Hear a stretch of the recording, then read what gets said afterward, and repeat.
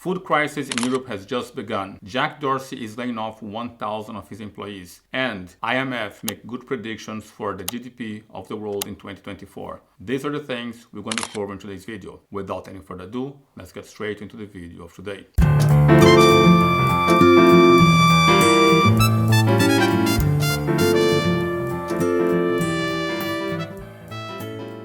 So as usual, we're going to begin with Bloomberg, and the main headline on Bloomberg today is about the protesters in France. French government plans new measures to calm farmer protests. And it's not just France, by the way. It is France, Germany, Belgium, Poland, and I believe other countries are going to join the protest as well. The thing is, the cost of producing food in Europe is increasing, and it is increasing because the price of energy is increasing, and the price of energy is increasing because Houthis are making it harder for them to access the Suez Canal. Now, because ships are having to go around Africa, the cost of energy is increasing, the cost of petrol is increasing. Another cause is Macron has decided to give a lot of help to Ukraine. Now, which are the ways you can help Ukraine? One way is to send money to Ukraine. The other way is to allow Ukraine to sell its products to you. Now, what does Ukraine produce the most? Grain. Now, the farmers are seeing that the more products from Ukraine or more grains from Ukraine coming to Europe, that lowers the price, because after all, Ukraine is very desperate to sell their grain. And remember, the price of everything depends. Do you want to buy or I want to sell? And of course, Ukraine wants to sell its grain, so it's lowering its price because of the war.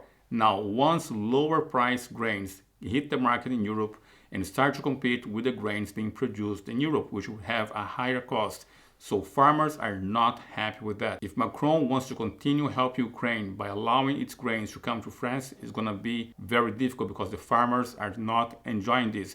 And remember, in the past, we have made videos about this as well. As grains from Ukraine coming to Slovakia, Hungary, Poland, they did not like it. And of course, now it's hitting the market in France, and the French farmers are not enjoying that. Another contributor to this, of course, is the situation with the Mercosur. There is a trade agreement within South America between Brazil and a few other countries, and now they want to be able to export their food to Europe. And of course, the food produced in South America does not have the same cost as the food produced in Europe. And once that food comes into Europe, of course, we'll be competing with food which is produced in Europe. Now, of course, the farmers want protection. They want to be protected from the external markets. They do not want to compete with countries that do not have the same cost or the same regulations to produce their food. And that is one of the other causes to this entire crisis. Now, what's going to happen? I do not know what Macron will do. My view is the food crisis will continue because the energy prices will continue to go up. At least those are my thoughts. What are your thoughts? Let me know that on the comments below.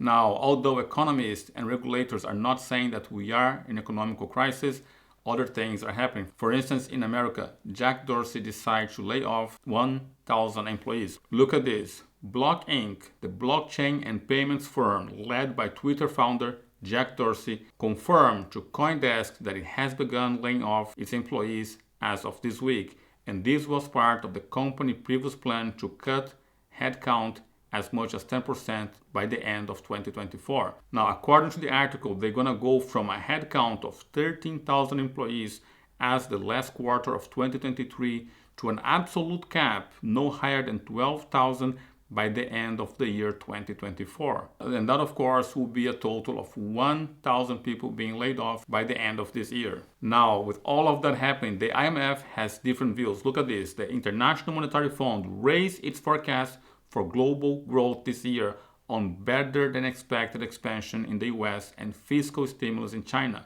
while warning of the risk of the wars and inflation. According to the IMF, the world economy will grow 3.1% this year, up from 2.9% seen in October. This was the prediction for the IMF. Look at this.